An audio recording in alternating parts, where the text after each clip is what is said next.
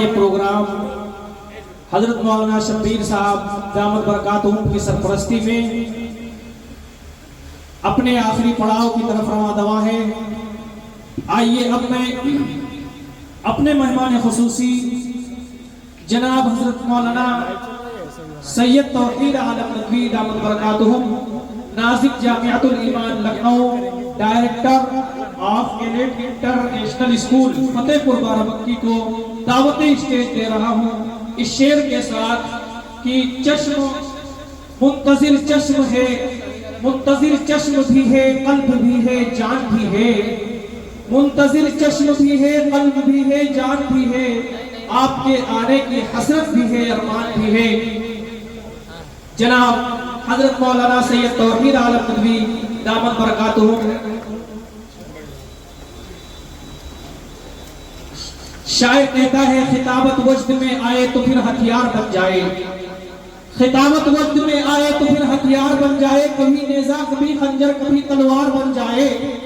خطابت کی گلفشانی مسلم ہے زمانے میں،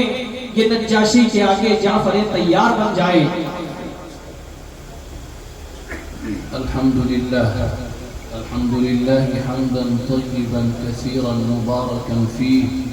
كما يحب ربنا ويرضاه، والصلاة والسلام على نبينا وحبيبنا وقدوتنا وأسوتنا وسندنا وقرة عيوننا محمد صلوات الله وسلامه عليه، أما بعد، فأعوذ بالله من الشيطان الرجيم، بسم الله الرحمن الرحيم، لقد من الله على المؤمنين إذ بعث فيهم رسولا منهم يتلو عليهم آياته ويزكيهم ويعلمهم الكتاب والحكمة وإن كانوا من قبل لفي ضلال مبين،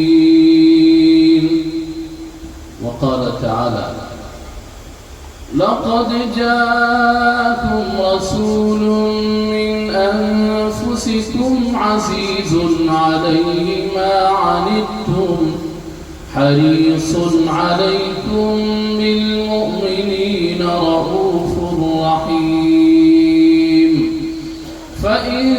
تولوا فقل حسبي الله لا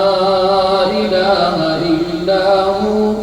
عليه توكلت وهو رب العرش العظيم، وقال تعالى: أنزل من السماء ماء فسالت أودية بقدرها فاحتمل السيل زبدا رابيا ومما يوقدون عليه في النار ابتغاء حلية أو متاع زبد مثله كذلك يضرب الله الحق والباطل، فأما الزبد فيذهب جفاء وأما ما ينفع الناس فيمكث في الأرض كذلك يضرب الله الأمثال،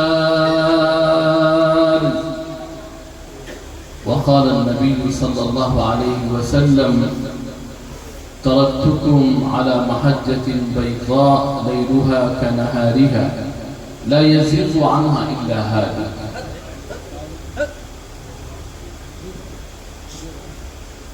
بہت ہی قابل قدر اور قابل احترام تمام معزز علماء اکرام اور میرے عزیز دینی اور ایمانی بھائیوں اور پردہ نشین ماؤں اور بہنوں، سب سے پہلے میں اپنے رب کے حضور آج اس سرزمین پر جو شاہ احمد عبدالحق چشتی صابری رحمہ اللہ کی ہے، اس پر حاضری اور تمام علماء کرام کی کوششوں، ان کی کاوشوں سے اس اجلاس کے انعقاد پر دل کی گہرائیوں سے اپنے رب کریم کا شکر ادا کرتا ہوں، اور تمام منتظمین اور علماء کرام کی ان کوششوں کے لیے شکریہ ادا کرتا ہوں۔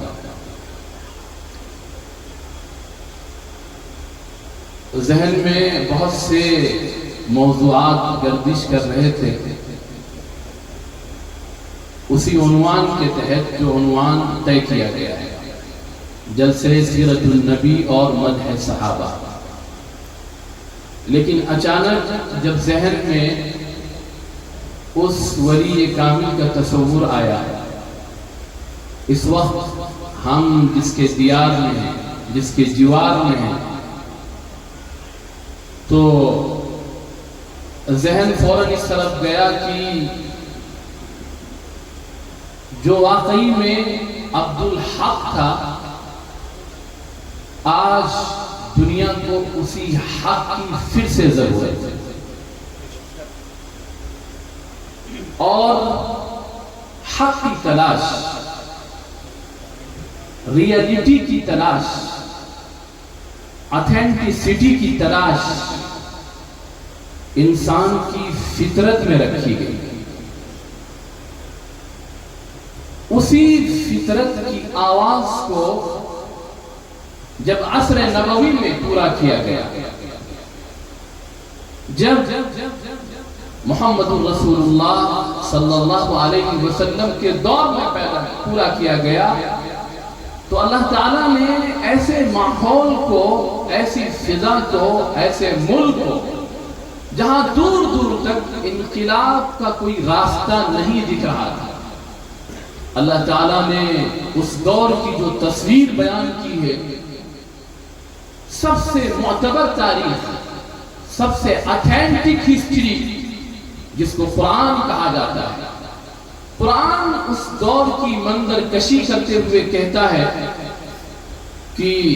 وَكُنْتُمْ عَلَى شَفَا حُفْرَةٍ مِّنَ النَّارِ، انسانوں تم اپنے گندے کرتوت، گندے کریکٹر، گندے کردار، گندے اعمال، گندے افعال کی وجہ سے جہنم کے بالکل قریب پہنچ چکے تھے۔ کہیں دوسری جگہ قرآن نے اس دور کی تصویر اس طرح بیان کی، ظَهَرَ الْفَسَادُ فِي الْبَرِّ وَالْبَحْرِ بِمَا كَسَبَتْ أَيْدِي النَّاسِ، کہ خشکی میں بھی اور سمندر میں بھی، بحر میں اور بر میں، ہر جگہ کرپشن ہی کرپشن، بگاڑ ہی بگاڑ، شر ہی شر، ظلم ہی ظلم، جہالت ہی جہالت، پوری دنیا جہالت سے، ظلم سے، انارکی سے ایسی پٹی ہوئی تھی کہ دور تک کوئی راہ نظر نہیں آ رہی۔ لیکن یہ ہمیشہ حقیقت ذہن میں رکھیے، کیونکہ اب ہمارے سامنے ایک مرحلہ پھر آیا ہے، پوری دنیا کو جیتنے کا، پوری دنیا کو حق کی طرف موڑنے کا۔ ایک وہ دور تھا جس میں حضور اکرم صلی اللہ علیہ وسلم کی زندگی کا سب سے بڑا میسج اور سب سے بڑا پیغام قیامت تک کی آنے والے انسانوں کے لیے یہ ہے کہ آپ کی امت جہاں پر بھی رہے گی وہ حق کی نمائندہ بن کر رہے گی۔ اور ہمیشہ یاد رکھیے کہ حق کی اشاعت میں، حق بات کہنے میں، حق پر عمل کرنے میں انسانوں کو بہت تکلیف دہ مرحلے سے گزرنا ہی پڑتا ہے۔ یہ ایک بیچ کا مرحلہ ہوتا ہے، لیکن اگر اس مرحلے کو پار کر لیا جائے تو اللہ تعالیٰ پھر دوسرے دور کا آغاز کرتے ہیں۔ ایک وہ تاریخ جو تاریخ دنیا کی سب سے بدترین، سب سے سیاہ ترین، سب سے زیادہ ڈارک، سب سے زیادہ بھیانک تاریخ ہے، جس کے بارے میں تمام رائٹرز، تمام مصنفین، تمام ہسٹری لکھنے والوں کی متفق یہ رائے ہے کہ اس دور کی جو تصویر تھی پوری تاریخ انسانی میں اتنی بھیانک تصویر نہیں ملتی ہے۔ لیکن آپ نے مکے کے اندر جب آنکھیں کھولی ہیں، آپ نے صرف حق کا اعلان کرنا شروع کیا۔ حق میں خدا نے قیامت تک کے لیے وہ طاقت رکھی ہے جو سخت سے سخت حالات میں بھی انسانوں کے دلوں کو اپنی طرف کھینچ لے۔ حق یہ انسان کی فطرت کی آواز ہے، یہ انسان کے ضمیر کی آواز ہے، یہ انسان کے اندر کی آتما کی آواز ہے، یہ انسان کے روئے روئے کی آواز ہے۔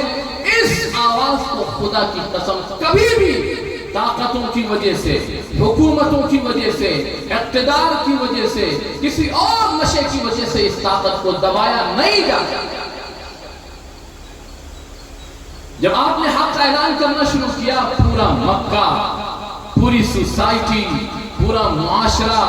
سارے قبائل، اس وقت کی ساری طاقتیں آپ کے خلاف، یہاں تک کہ آپ کا جینا مشکل کر دیا، آپ کا مکے میں رہنا مشکل ہو گیا۔ ایک تاریخ ہے وہ پوری، بہت ہی دردناک تاریخ ہے۔ 3 سال شیب ابی طالب کے ایسی بے بسی اور بے کسی کا عالم، ایسا سوشل بائیکاٹ کہ پورے آپ کے خاندان کو 2 وادیوں کے بیچ میں قید کر دیا گیا۔ پورے مکے میں یہ اعلان کر دیا گیا کہ ان سے کوئی تعلق نہیں رکھے گا، ان کو کوئی راشن نہیں پہنچا سکتا ہے، ان کے کوئی دکھ درد میں شریک نہیں ہوتا۔ وہ رات کی سناٹے میں، رات کی تاریکی میں جب بچے بلک بلک کر روتے تھے تو ان وادیوں کے سینوں کو چیر کر آوازیں باہر آیا کرتی تھی۔ 3 سال کا اتنا بھیانک دور کی جب اس قید سے آزاد ہوئے تو اسی غم کی وجہ سے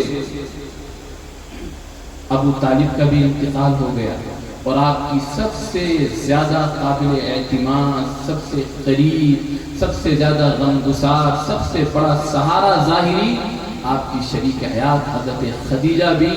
اس غم سے نپٹ نہ ہو سکی، وہ بھی انتقال کر گئی۔ آپ کہا کرتے تھے کہ یہ میرا غم کا سال ہے، عام الحزن کہا کرتے۔ اس کے بعد اور آگے بڑھیے، پھر وہ بھیانک دور بھی آتا ہے جب تاریخ انسانی اس بات کو ریکارڈ کرتی ہے کہ حق بات کے اعلان کی وجہ سے،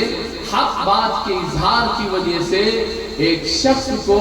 جو پاک و صاف ہے، امین و صادق ہے، جس کی سچائی پر آپ کے دشمنوں کو بھی اتنا اعتماد تھا کہ مخالفتوں کے باوجود امانتیں آپ ہی کے پاس رکھواتے تھے۔ اتنا زیادہ اعتماد کبھی بھی انسانوں نے کسی شخص پر نہیں کیا ہے۔ تمام تر دشمنی ایک طرف، لیکن یہ یقین تھا کہ محمد سے زیادہ امانت دار کوئی نہیں، محمد سے زیادہ سچا کوئی نہیں، محمد سے زیادہ صادق اور اپنے وعدوں کو پورا کرنے والا کوئی نہیں ہے۔ لیکن پھر بھی حق کے اعلان کی وجہ سے آپ کو یہ زمانے کا ستم سہنا پڑا کہ آپ کو مجبور ہو کر اپنا وطن چھوڑنا پڑا۔ اور جس وقت آپ وطن چھوڑ رہے تھے، وہ حدیثوں کی کتابوں میں وہ الفاظ موجود ہیں، آپ کعبے کو دیکھ دیکھ کر آنسو آپ کی آنکھوں سے نکل رہے تھے، اور آپ کہہ رہے تھے کہ اے کعبہ، تو مجھے بہت مبارک ہے، بہت پسندیدہ ہے، بہت محبوب ہے، لیکن میں کیا کروں، تیرے باشندے مجھے یہاں رہنے نہیں دیتے۔ اگر یہ مجھے یہاں رہنے دیتے تو میں تیرے علاوہ کہیں بھی پناہ نہ لیتا، لیکن مجبور ہو کر آپ کو نکلنا پڑا۔ حالات کتنے سخت ہیں، دور دور تک کہیں بھی نظر نہیں آ رہی ہے کوئی کرن کہ شاید ان کا بھی کوئی مستقبل ہوگا۔ لیکن پوری آپ سیرت پڑھ جائیے نبی اکرم صلی اللہ علیہ وسلم کی، سخت سے سخت دور میں بھی آپ نے کبھی اپنی زبان پر حالات کا شکوہ نہیں کیا۔ آج کے مسلمانوں کا مرض یہ ہے کہ یہ حالات کا شکوہ کرتے ہیں، حالات پر تبصرہ کرتے ہیں، حالات کے بارے میں چیمے گوئیاں کرتے ہیں، حالات پر اپنی اپنی میں عام زبان میں کہوں بکراتی بگاڑتے ہیں۔ یہ اسلام کا مزاج نہیں ہے، یہ سیرت النبی کا مزاج نہیں ہے، یہ سیرت الصحابہ کا مزاج نہیں ہے۔ حالات جتنے بھی سخت تھے، آپ یہ کہا کرتے تھے مکے کے اس دور میں، جس دور کی میں تاریخ پیش کر رہا ہوں، آپ علی اعلان کہا کرتے تھے ایھا الناس قولوا کلمۃ تملکون بها العرب والعجم، اے لوگوں جس کلمے حق کا میں اظہار اور اعلان کر رہا ہوں، اگر تم نے اسے قبول کر لیا تم ضمانت ہے کہ تم عرب و عجم کے مالک بن جاؤ۔ آپ اس بے بسی کی عالم میں نکل رہے ہیں اور مکے میں اعلان کر دیا گیا کہ جو شخص بھی محمد کو زندہ یا مردہ گرفتار کر کے پکڑ کر لائے گا اسے 100 اونٹ کا انعام دیا جائے گا۔ چاروں طرف وہ دیوانے اور وقت کے وہ جابر و ظالم پھیل گئے کہ کسی طرح محمد صلی اللہ علیہ وسلم کو تلاش کر کے لے آئے۔ آپ کی تلاش میں چاروں طرف لوگ دوڑا دیے گئے۔ ایک شخص جس کا نام سراقہ ابن جوشم تھا، وہ اس راستے پر چلا جس راستے پر آپ تشریف لے جا رہے تھے۔ جیسے ہی وہ قریب پہنچنے والا تھا، اس کے گھوڑوں کے دونوں پیر زمین کے اندر گڑے، گھوڑا بھی گرا، وہ بھی منہ کے بل گرا، سمجھ گیا کہ میں غلطی پر ہوں، معافی مانگی، آپ نے معاف کر دیا۔ واپس گیا، پھر اس کے کمینے ناپاک نجیس نفس نے پھر اس سے کہا کہ ہو سکتا ہے ٹھوکر لگ گئی ہو، ایک بار اور کوشش کر لو، 100 اونٹ کا مسئلہ ہے۔ پھر اس نے کوشش کی، پھر اس کے ساتھ یہی حادثہ پیش آیا۔ بعض روایت میں ایک تیسری مرتبہ بھی یہ حادثہ پیش آیا۔ جب اس نے معافی مانگی، آپ نے معاف بھی کر دیا، لیکن آپ نے ان سخت حالات میں مستقبل کی نشاندہی کرتے ہوئے آپ نے فرمایا کیف بک یا سراقہ اذا لبست سواری کسرا، اے کسرا، اے سراقہ، تیری خوشی کا کیا عالم ہوگا اس وقت جس وقت تیرے ہاتھوں میں کسرا کے کنگن۔ کسرا کون تھا؟ وہ اس وقت کی آدھی دنیا پر حکومت کرنے والا شہنشاہ و بادشاہ تھا۔ اس کے پیروں سے زمین کھسک گئی۔ اس نے کہا کسرا ابن ہرمز، آپ نے فرمایا ہاں کسرا ابن ہرمز کے کنگن تیرے ہاتھوں میں۔ اسے یقین ہو چکا تھا کہ ان کی بات غلط نہیں ہو سکتی ہے۔ اس نے کہا مجھے ایک پرچی پر آپ لکھ کر دے دیں۔ آپ نے حضرت ابوبکر صدیق رضی اللہ عنہ سے فرمایا کہ لکھ کے ان کے حوالے کر دو۔ وہ پرچی انہوں نے محفوظ کر لی اور دنیا کی تاریخ نے اس حقیقت کو ریکارڈ کر لیا کہ زیادہ نہیں چند سال گزرتے ہیں اور حضرت عمر رضی اللہ عنہ کا دور آتا ہے اور کسرا فتح ہوتا ہے۔ وہاں کا خزانہ، وہاں کا تاج، کسرا کے کنگن مدینے کی سرزمین پر پڑے ہوئے ہوتے ہیں۔ جب وہ صحابی دیکھتے ہیں، ایمان میں داخل ہو چکے تھے، وہ اپنی پرچی لے کر پہنچتے ہیں اور حضرت عمر رضی اللہ عنہ کو دکھاتے ہیں۔ وہ پرچی لے کر ہوا میں لہراتے ہوئے اور سب کو دکھاتے ہوئے انہوں نے کہا دیکھ لو ھذا ما وعدنا اللہ ورسولہ وصدق اللہ ورسولہ، اے لوگوں دیکھ لو یہ اللہ اس کے رسول کا وعدہ تھا اور یقیناً اللہ اس کے رسول کا وعدہ برحق ہے۔ میرے عزیز بھائیوں، میں یہی سے ایک بات سمجھانے کی کوشش آپ کو کر رہا ہوں، اس حقیقت کو ذہن میں اچھی طریقے سے رکھیے۔ آپ کو حالات سے متاثر نہیں ہونا ہے، حالات کے اوپر کوئی منفی تبصرہ نہیں کرنا ہے، حالات کا تأثر اپنے دل میں دماغ میں کبھی نہیں لانا ہے۔ یہ باطل کی ایک پلاننگ اور سازش ہے تاکہ ان کے دماغ کو، ان کے دل کو، ان کی فکر کو، ان کے نظریے کو، ان کے اندر کی سوچ کو ایسا ٹھنڈا اور سخت کر دیا جائے کہ یہ قوم کبھی بھی سچے انقلاب کی طرف پلٹ کر آ نہ سکے۔ اس وجہ سے آپ کو وہ رخ دکھایا جاتا ہے میڈیا کے ذریعے، چینل کے ذریعے، اخبار کے ذریعے سے اور گندے افراد کے ذریعے سے جو آپ کے جذبات کو سرد کر دیں۔ سیرت کا سب سے بڑا پیغام یہ ہے اس امت کے حق میں کہ جب بھی یہ امت مخالف سے مخالف ماحول میں، گندے سے گندے ماحول میں، خراب سے خراب ماحول میں، اس موجودہ دور کے کرپشن اور بگاڑ اور شر کے دور میں، جبکہ پوری انسانیت ایک بھیانک دور سے گزر رہی ہے، خدا کی قسم اگر غلامان محمد مصطفیٰ حق کا پیغام لے کر، حق کی آواز لے کر، حق کا عمل کر، حق کا کردار لے کر، حق کا معاملہ لے کر، حق کی تجارت کو لے کر میدان میں آ جائے، جوق در جوق انسانیت اس حق کی طرف متوجہ ہو کر رہے گا۔ کوئی اس دھارے کو نہیں روک سکتا ہے۔ اس حقیقت کو سمجھنا اس دور میں مسلمانوں کے لیے نہایت ضروری ہے، ورنہ کہیں ایسا نہ ہو کہ آپ کے جذبات سرد کر دیے جائیں اور اس کے بعد جو باطل کی پلاننگ ہے، باطل اس پلاننگ میں کامیاب ہو۔ اللہ جزائے خیر دے شاہ احمد عبدالحق چشتی صابری رحمت اللہ علیہ کو، جن کی پرورش، جن کی تربیت ایسے خوبصورت انداز میں ہوئی تھی کہ واقعی میں انہوں نے اپنی پوری زندگی جو حق کا پیغام پہنچایا ہے، جو حق کا انہوں نے کردار ادا کیا ہے، ان کی پوری ہسٹری، پوری تاریخ اس بات کا واضح اعلان ہے کہ اگر حق کا کوئی بندہ ہے، حق کا پرستار ہے، نبی کا سچا غلام ہے، خدا کی قسم بڑی بڑی حکومتیں اس کی نگاہوں میں ذرے خاک اور قطرے سمندر بھی نہیں ہیں۔ ان کے ایک دو واقعات ہیں، کبھی موقع ہو آپ ان کی سیرت پڑھیے گا، جس بندے خدا نے اس طرح حق کا اعلان اظہار کیا ہو کہ وقت کی بڑی بڑی حکومتیں ان کو ذرہ برابر بھی اپنی طرف مائل نہ کر سکیں۔ افسوس سد افسوس کہ اسی کے بستی والے، اسی کے شہر والے، اسی کے قصبے والے اپنی اس شخصیت کے اصل پیغام کو فراموش کر کے اس انداز میں زندگی گزار رہے ہیں کہ آج جو زمینی ہماری صورتحال ہے، آج جو ہماری گراؤنڈ رپورٹ ہے، وہ سراسر اس شخصیت کے اصل پیغام کے بالکل خلاف ہے، جو سیرت النبی اور سیرت الصحابہ کا سب سے بڑا انسانیت کے لیے پیغام ہے۔ آپ انسانیت کو کیا سمجھتے ہیں؟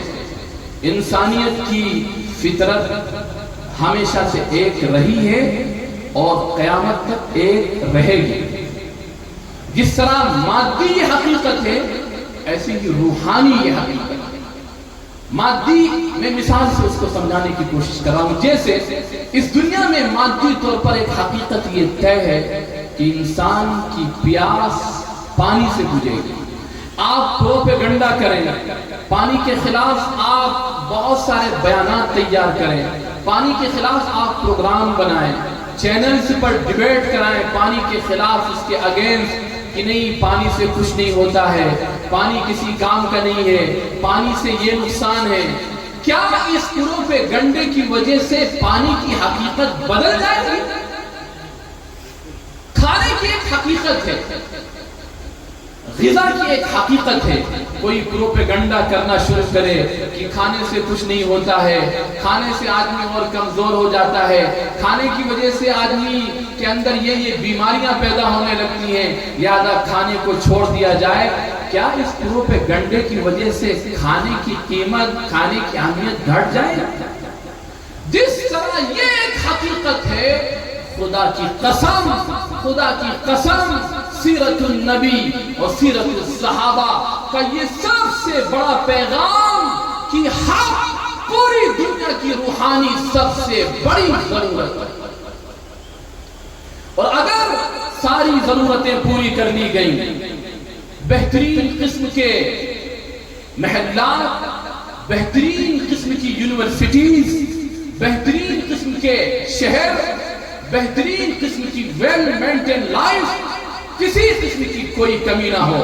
لیکن اگر آپ نے فطرت کی یہ آواز پوری نہیں کی، فطرت کی یہ روح کی صدا آپ نے پوری نہیں کی، خدا کی قسم آپ انسانوں کو بے چینی سے، انزائٹی سے، اندر کی تکلیف سے، ڈپریشن سے، فرسٹریشن سے انسانوں کو بچا نہیں سکتے۔ آج دنیا چیخ کر خدا کی قسم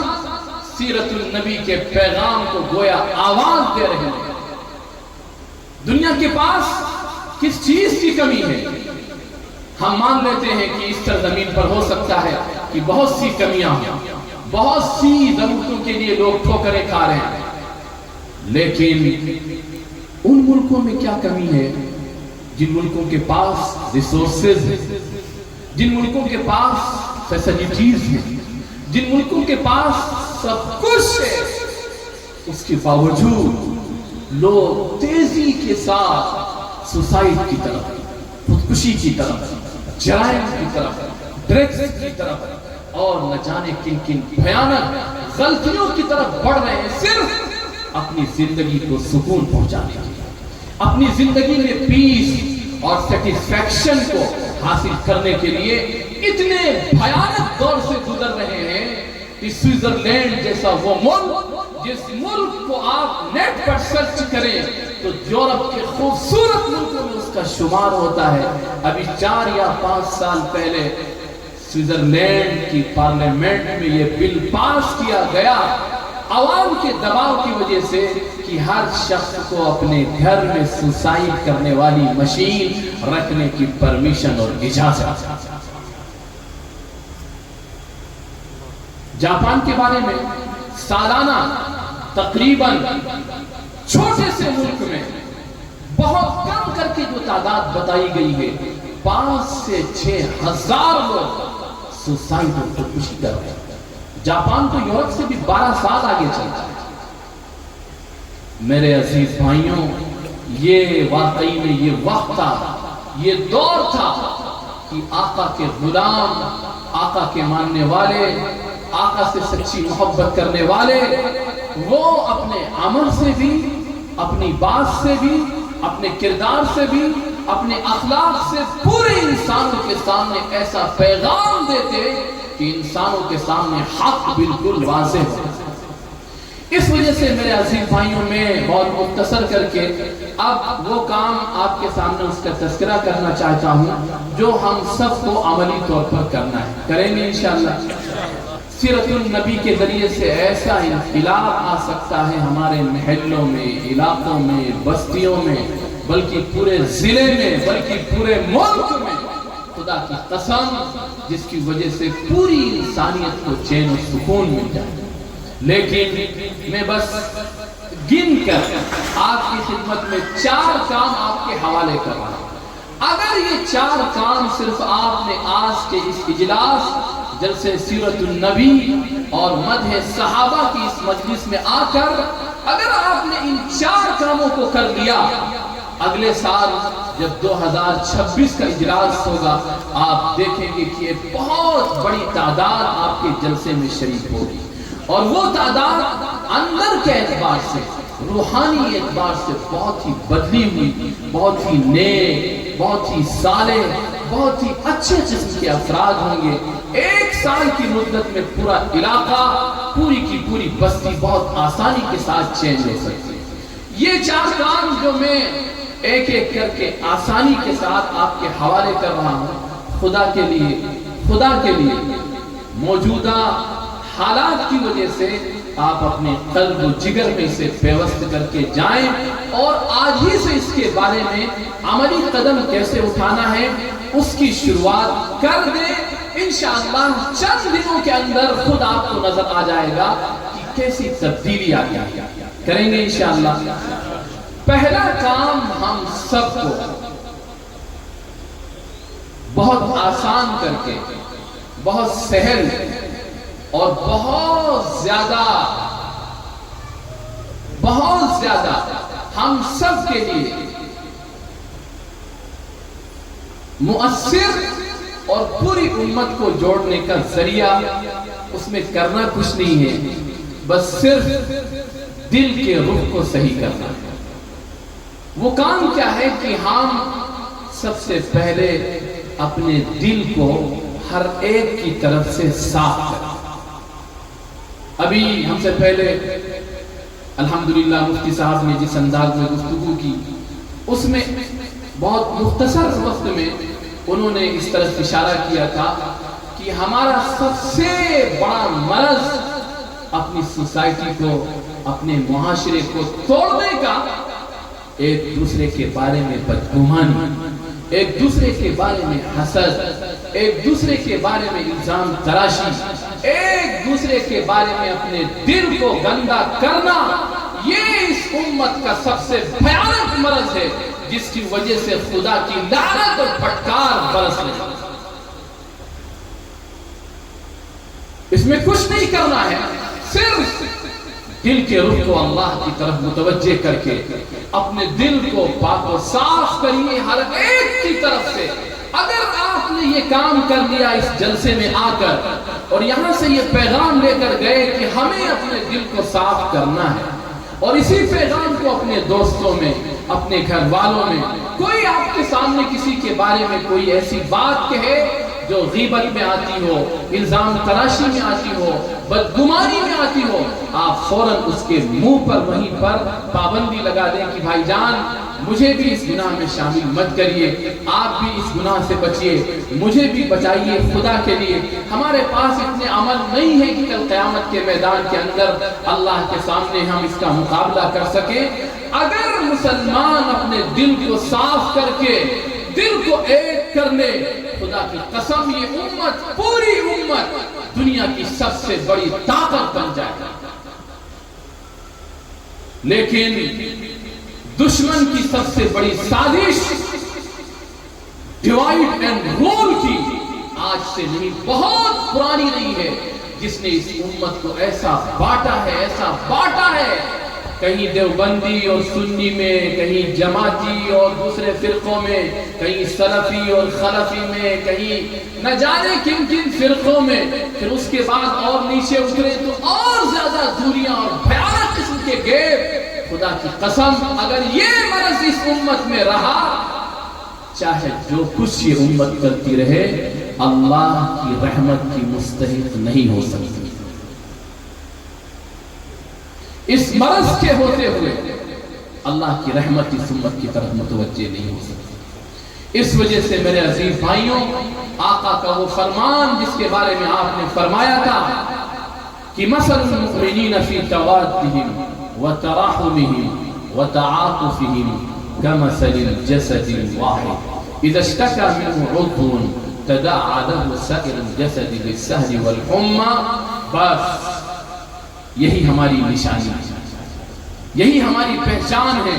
آقا نے فرمایا میری پوری امت جہاں جہاں بھی آباد ہے، آپس میں ایک دوسرے سے محبت کرنے میں، ایک دوسرے کے دکھ درد میں شریک ہونے میں، میری پوری امت ایک جسم کے مانند ہے۔ اگر دنیا کے کسی خطے میں میری امت کے کسی فرد کو ذرہ برابر کوئی تکلیف ہوتی ہے تو پوری امت اس تکلیف کو محسوس کرتی ہے۔ پہلا کام کسی سے متعلق نہیں ہے، اپنی ذات سے متعلق ہے۔ ہم یہ طے کریں کہ ہم اپنے دل کو ہر ایک کی طرف سے صاف رکھیں گے، ہم اپنے دل کو گندا نہیں ہونے دیں گے، ہم اپنے دل کو ناپاک نہیں ہونے دیں گے، ہم اپنے دل میں کسی کے لیے حسد و جلن نہیں آنے دیں گے، ہم اپنے دل کے دروازوں کو اس طرح بند نہیں کریں گے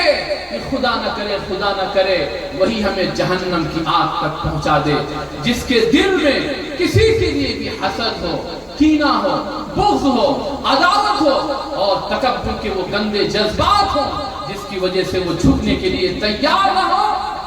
آقا کا فرمان پڑھیے اس کے لیے جنت کا راستہ بند ہے۔ اس وجہ سے پہلا ہم سب کو کام یہ کرنا ہے، اپنے دل کو ہر ایک کی طرف سے صاف رکھنا ہے۔ کریں گے انشاءاللہ، کوئی مشکل نہیں ہے، بس ذرا اپنی جھوٹی امیج، اپنا جھوٹا وقار، اپنی جھوٹی عزت اور جو عام زبان میں کہا جاتا ہے اپنی اونچی ناک کو ذرا نیچی کرنا ہے۔ بس من تواضع للہ رفعہ اللہ، جو اللہ کے لیے چھوٹا بن جائے گا اللہ اسے عزتوں کی بلندیوں تک پہنچا کر رہے گا۔ بے شک پہلا کام یہ کرنا ہے، کریں گے انشاءاللہ، امید انشاءاللہ ضرور کریں گے آپ۔ دوسری چیز جو ہم سب کو کرنا ہے اور یہ بہت بڑے انقلاب کا ذریعہ ہے، اس جلسے سیرت النبی کی عنوان کی وجہ سے میں یہ کام آپ کے حوالے کر رہا ہوں، اس کو آج ہی سے جا کر مشورہ کرنے کے بعد کل سے عملی طور پر آپ شروع کر دیں۔ وہ کام کیا ہے کہ آپ سیرت النبی پر کوئی کتاب خریدیں۔ کتاب کون سی لینا ہے؟ ہمارے علماء کرام بیٹھے ہوئے ہیں، ان سے بھی آپ مشورہ کر سکتے ہیں، اور بہت ہی مشہور بہت ہی اچھی کتابیں ہیں، یعنی آپ پڑھیں گے تو انشاءاللہ آقا کی سیرت میں ایسا گم ہو جائیں گے، ایسا کھو جائیں گے، اور اس سمندر میں ایسا غوطہ زن ہوں گے، ایسے لال و گوہر آپ کو ملیں گے کہ آپ کا دل خود بخود اس سیرت کو پڑھنے کے لیے اندر سے بے چین ہو جائے گا۔ لیکن اس کے لیے آپ کو ایک ماحول بنانے کے لیے اپنے گھر میں، ہماری مستورات بھی بیٹھی ہیں، وہ بھی میری بات سن رہی ہیں، آپ ان کے ساتھ بیٹھ کر، اگر آپ کی وائف ہیں، امی ہیں، بہن ہیں، جو بھی ان کے ساتھ بیٹھ کر ایک وقت طے کر لیں کہ مجھے اس وقت اپنے پورے خاندان کو لے کر، اپنے بچوں اور بچیوں کو لے کر اچھے انداز میں، آسان اور سہل انداز میں حضور اکرم صلی اللہ علیہ وسلم کی سیرت، آپ کے اخلاق، آپ کا کردار، آپ کی زندگی اور آپ کی زندگی کا ہر پہلو بہت آسان طریقے سے صرف بچوں کے سامنے پیش کرنا ہے۔ بچوں سے پوچھتے بھی رہنا ہے کہ بچے سمجھ میں آیا؟ میرے بیٹے تم کیا سمجھے؟ آپ اس کام کو معمولی نہ سمجھیے، یہ کام اتنا مؤثر ہے جو ہمارے بچوں کی پوری زندگی بدل کر رکھ دے گا۔ یورپ میں جہاں فحاشی، عریانیت اور جہاں خطرات بہت زیادہ ہوتے ہیں، چھوٹے بچوں میں جن کی ماں نے یہ پابندی کی کہ روزانہ حضور اکرم صلی اللہ علیہ وسلم کی حدیث، آپ کی سیرت، آپ کے اخلاق پڑھتے ہیں، چھوٹے بچوں نے بڑے اسکول اور کالجز میں وقت کے سائنٹسٹ کو، وقت کے پروفیسر کو انہوں نے حق کی طرف ایسا متوجہ کیا کہ وہ پورا کا پورا علاقہ اسلام کی سائے کے اندر داخل ہو گیا۔ وہ ایک بہت لمبی ہسٹری ہے، بہت سارے اس کے واقعات ہیں، بس میں آپ سے یہ کہہ رہا ہوں کہ اگر آپ نے یہ کام شروع کر دیا کہ روزانہ اپنے بچوں کو لے کر بیٹھیے، آج سب سے بڑا مسلمانوں کا جرم یہ ہے کہ ہم صرف بات کرتے ہیں مسجدوں میں کہ الحاد کو کیسے روکا جائے، ارتداد کو کیسے روکا جائے، اور جو بے دینی کی فضا ہے اس کو کیسے روکا جائے۔ خدا کی قسم ہماری تقریروں سے کبھی بھی الحاد نہیں رکے گا، ہماری تقریروں سے کبھی بھی ارتداد کا دروازہ بند نہیں ہوگا۔ جہاں ارتداد کی لہریں چل رہی ہیں وہاں تک ہماری آواز نہیں پہنچ رہی ہے۔ جو ہمارے سامنے نئی نسل ہے، جن بچوں کے اوپر سے نہیں بلکہ ان کے بدن سے، ان کے دماغ سے، ان کے دل سے مست ہو کر کفر، شرک کی، الحاد و دہریت کی آندیاں چل رہی ہیں، ہم بچوں کے لیے کیا کر رہے ہیں؟ یہ سب سے اہم پوائنٹ ہے۔ ہمارا یہاں عجیب مرض ہے، کوئی فتنہ سامنے آئے بس فوراً ایک اجلاس رکھا جائے گا، اس کے اوپر علماء کی تقریریں ہوں گی، اور تقریریں بھی بہت ہی شاندار، بہت ہی جاہ و جلال کے ساتھ، لیکن ایکشن پلان کیا ہے، منصوبہ کیا ہے، روڈ میپ کیا ہے، کرنا کیا ہے، یہ چیز بالکل واضح اور کلیئر نہیں ہوتی۔ اس وجہ سے عملی طور پر قدم کیا اٹھانا ہے؟ اپنی اس نسل کو، اپنے بچوں اور بچیوں کو، اپنے لخت جگر کو بچانے کے لیے اگر آپ 24 گھنٹے میں آدھا گھنٹہ نہیں دے سکتے ہیں، خدا کی قسم اللہ کے دربار میں سب سے بڑے مجرم ہم اور آپ ہوں گے۔ اگر ہماری اس غفلت کی وجہ سے یہ بچے خدا نہ کرے غلط راستے پر چلے گئے تو کل قیامت کے میدان کے اندر ہم اللہ کی پکڑ سے بچ نہیں سکتے ہیں۔ قرآن کا بیان سنیے، رونگٹے کھڑے ہو جائیں۔ یہی بچے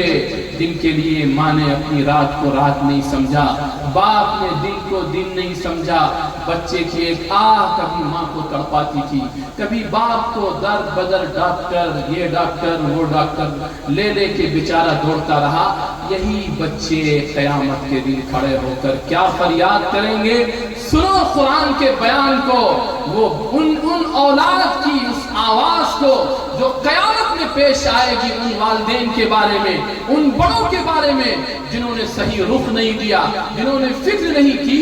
یہی آواز قرآن نے نقل کی ہے. وہ بچے اللہ سے کیا کہیں گے؟ ربنا اطعنا سادتنا وكبراءنا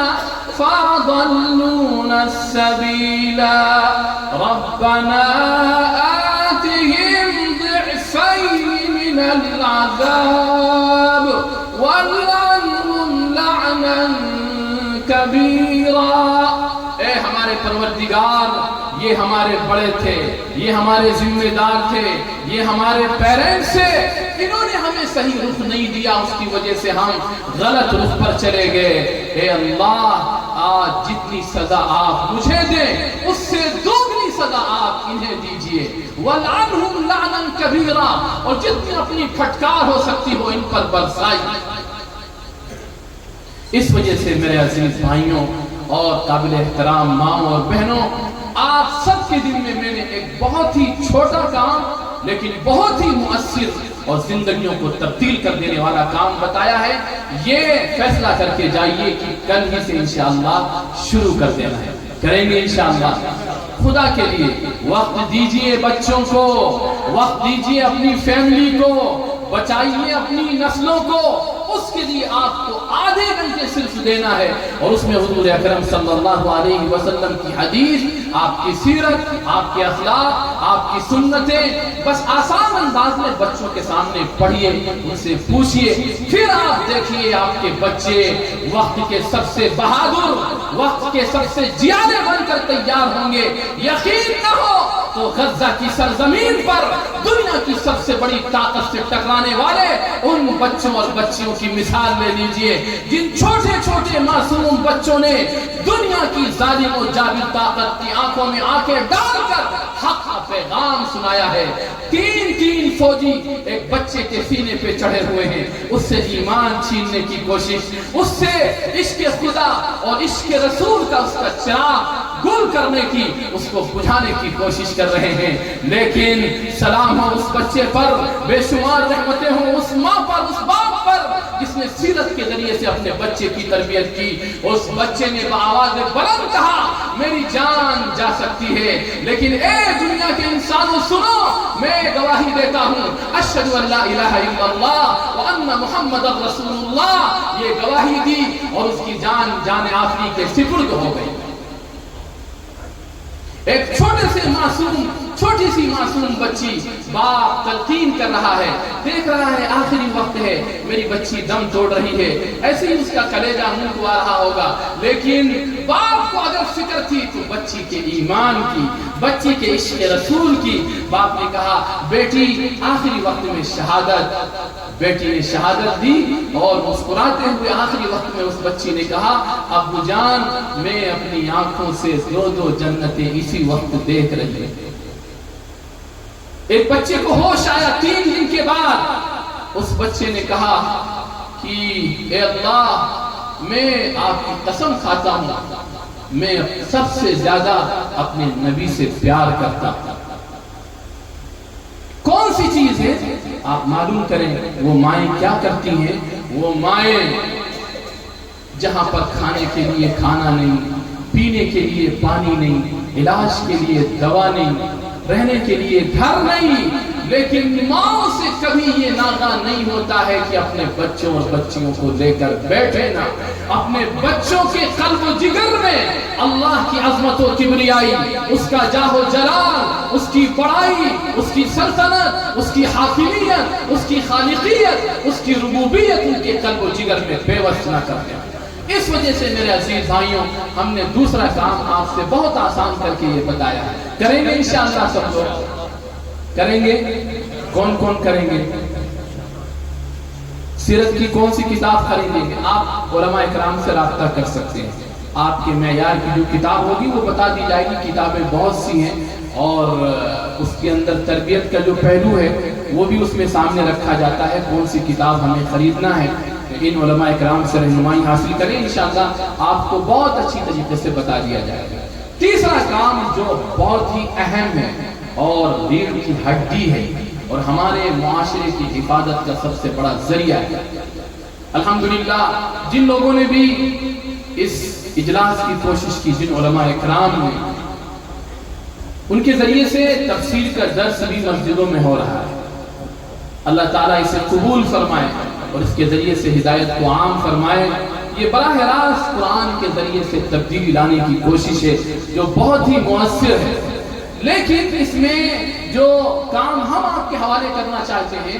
عام طور پر اس میں بہت کوتاہی ہوتی ہے کہ جو ہمارے بچے ایسی جگہوں پر ہیں جہاں سے الحاد، جہاں سے بے دینی، جہاں سے دہریت، جہاں سے شکوک و شبہات، جہاں سے کنفیوژن، جہاں سے مس انڈرسٹینڈنگ ان کے دماغ میں پیوست کی جاتی ہے، وہ اسکول، کالجز، یونیورسٹیز، انسٹیٹیوشنز، جہاں پر بھی ہماری یہ نسل موجود ہے، پڑھے، شوق سے پڑھے، کوئی نہیں روکتا ہے، آگے بڑھنے کی کوشش ہو، وہ بھی ایک اچھی نیت سے کیا جائے تو بہت بڑا میدان ہے، اس کی بھی سخت ضرورت ہے، لیکن خدا کے لیے ایسے تمام بچوں کو جو اسکول میں ہیں، کالجز میں ہیں، کسی چیز کی تیاری کر رہے ہیں اور جو اس طوفان کی زد میں ہیں، ان بچوں کے لیے 1 گھنٹے کا جو اسلامی کلاس چلتا ہے جسے مکتب کہا جاتا ہے، جہاں جہاں بھی ہوں، محلے کے سارے لوگ، مسجد کے سارے نمازی، کمیٹی، صدر اور ذمہ داران، یہ ان کی سب سے بڑی ذمہ داری ہے کہ ایسی محنت ہو کہ محلے کے سارے بچے اور بچیاں 1 گھنٹے کا یہ کلاس ضرور اٹینڈ کریں، کیونکہ اس کے ذریعے سے ان کے دماغ کو، ان کے دل کو، ان کی سوچ کو، ان کے خیالات کو انشاءاللہ ایسا ڈھال دیا جائے گا ایمان کے سانچے میں کہ پھر وقت کا کوئی فتنہ، وقت کا کوئی طوفان ان کے اوپر حملہ نہیں کر سکتا۔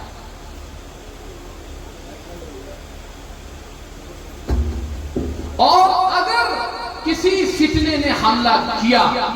تو آپ اپنی آنکھوں سے دیکھیں گے انشاءاللہ ہمارا بچہ وقت کے طوفان کا ایسا مقابلہ کرے گا کہ وہ دکھا دے گا کہ ایمان ہوتا کیا ہے، کر لیں گے انشاءاللہ۔ تیسرا کام جو ہم سب کو کرنا ہے میرے عزیز بھائیوں، چوتھا کام، 3 کام ہو چکے ہیں، چوتھا کام جو ہم سب کو کرنا ہے وہ آقا علیہ السلام کی طرف سے حوالے کیا گیا اس امت کے وہ کام ہے کہ اگر امت نے اس کام کو چھوڑ دیا تو معاشرے میں کبھی بھی تبدیلی نہیں آئے گی، کبھی بھی معاشرے پر اللہ کی رحمتیں نہیں اترے گی، کبھی بھی معاشرہ صالح اور نیک معاشرہ نہیں بن سکتا ہے۔ وہ کام کیا ہے؟ بہت آسان کر کے میں قرآن کی زبان میں آپ کے سامنے پیش کر رہا ہوں کہ جو حق، جو صحیح، جو سچی بات ہمیں معلوم ہے، ہم اپنی پوری سوسائٹی کو، محلے کے سارے لوگوں کو، اپنے سارے دوستوں کو، اپنے سارے نوجوانوں کو جب تک کہ وہ حق بات پہنچا نہ دیں، ہم یہ قسم کھا لیں کہ ہم سکون کے ساتھ نہیں بیٹھیں گے۔ یہ آقا کی طرف سے حوالے کی گئی وہ ذمہ داری ہے کہ اگر اس ذمہ داری کو امت نے ادا کر دیا تو انشاءاللہ تبدیلی وہاں آئے گی جہاں آپ سوچ نہیں سکتے۔ لیکن حق کا اظہار کرنا، حق بات کو دوسروں تک بتانا، اپنوں کو بھی اور غیروں کو، یہ اتنا ضروری ہے کہ اگر اس کام کو کیا گیا تو انقلاب آئے گا، اور نہیں کیا گیا تو ایسے حالات آئیں گے کہ اللہ کی طرف سے جو عذاب، جو پکڑ، جو گرفت ہوگی،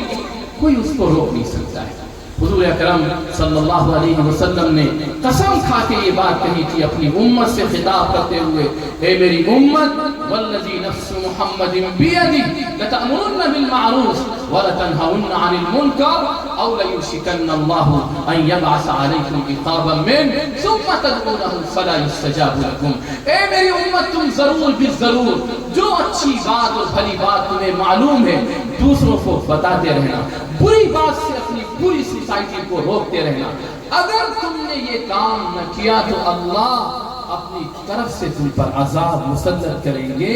اور پھر تم دعائیں بھی کرو گے تو تمہاری دعائیں قبول نہیں ہوں گی۔ اور اگر یہ کام کریں گے تو انشاءاللہ آپ دیکھیں گے انقلاب وہاں آئے گا جہاں آپ سوچ نہیں سکتے ہیں۔ آپ دیکھیں، بس میں سیرت کی یہ مثال بیان کر کے میں اپنے بیان کو ختم کر رہا ہوں، بات پوری آ چکی ہے۔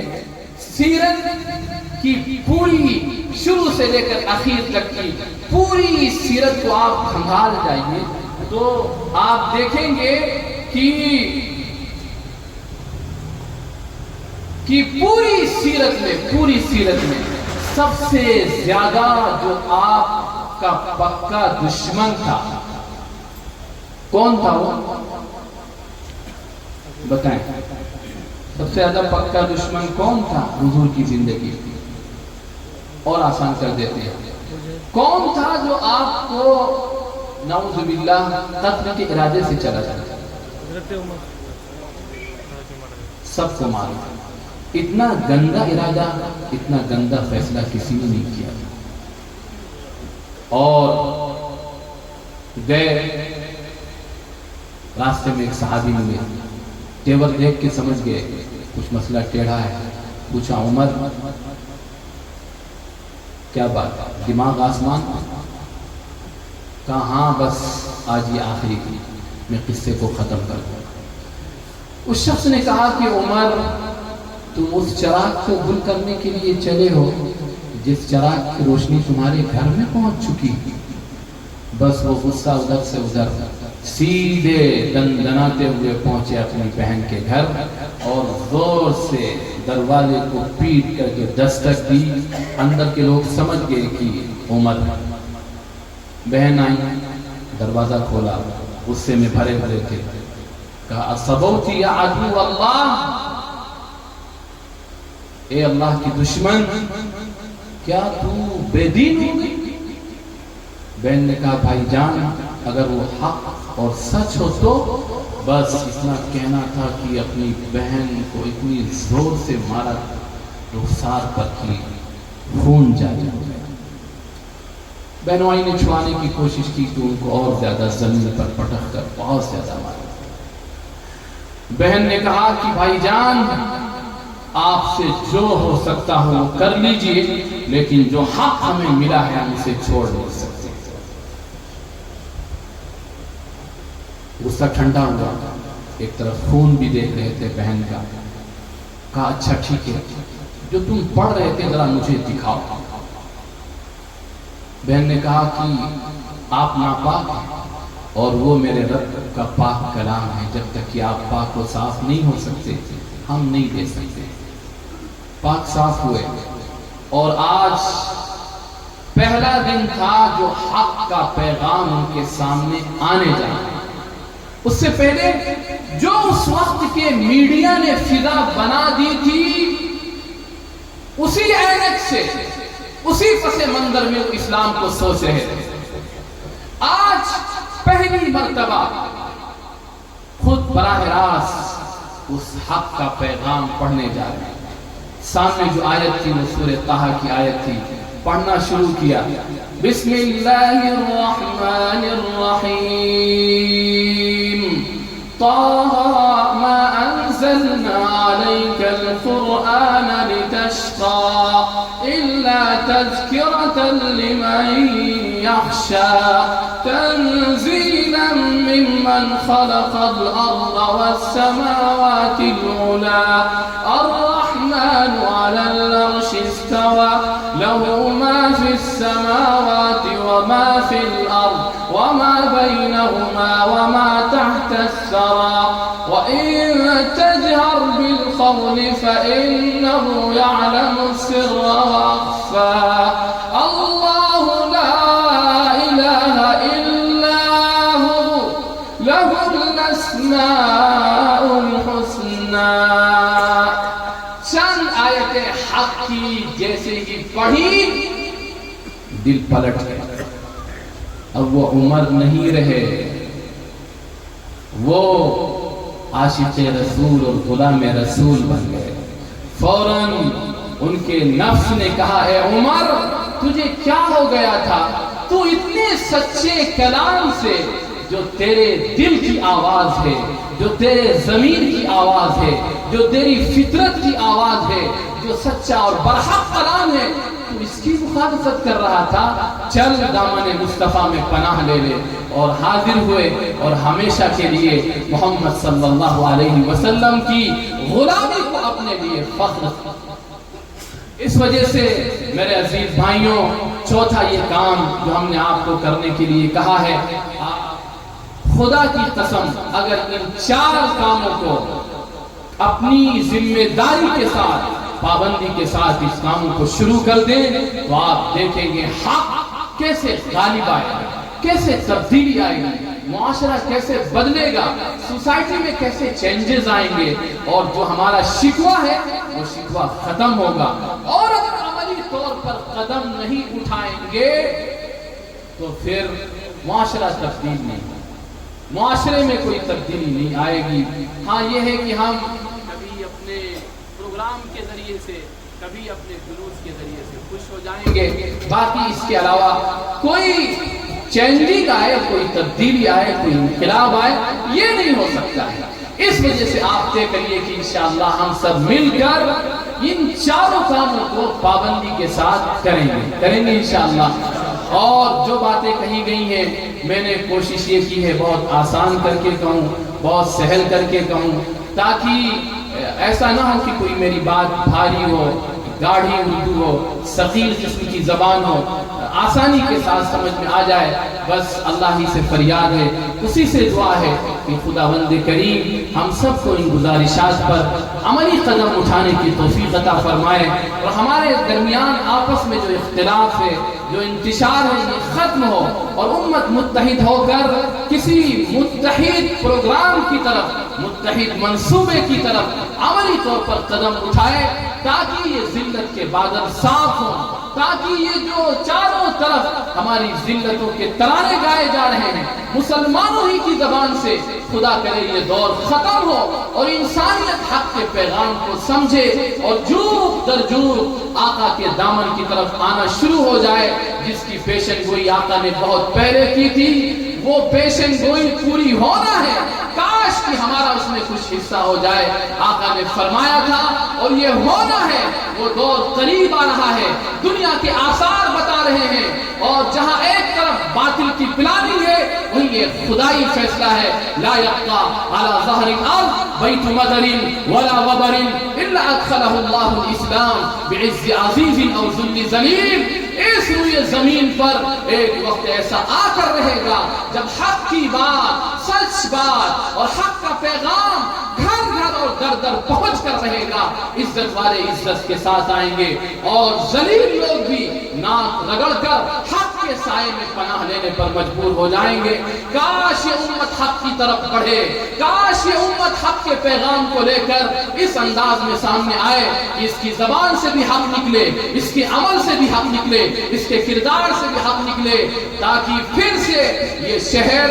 یہ رضولی، شاہ عبدالحق رضوی رحمت اللہ علیہ کا حقیقی معنوں میں شہر بنے، اور سیرت النبی کا اصل پیغام، سیرت الصحابہ کا اصل پیغام پوری امت کے سامنے کھل کر آئے۔ سب سے بڑا پیغام، پھر سے میں یہ بات دہرا رہا ہوں، انسانیت کی سب سے بڑی ضرورت، انسانیت کی اندر کی تلاش، انسانوں کی ضمیر کی آواز، انسانوں کی آتما کی آواز حق کی تلاش ہے۔ دنیا اس وقت اس کے لیے پریشان ہے۔ کاش کہ آقا کی یہ امت سیرت النبی کے اس اجلاس میں آ کر اس پیغام کو اپنے دل و جان سے لگائے اور امت کے سامنے حق کو واضح کرے۔ خداوند قدوس مجھے بھی اور آپ حضرات کو ان باتوں پر عمل کی توفیق عطا فرمائے۔ وآخر دعوانا الحمدللہ رب العالمین۔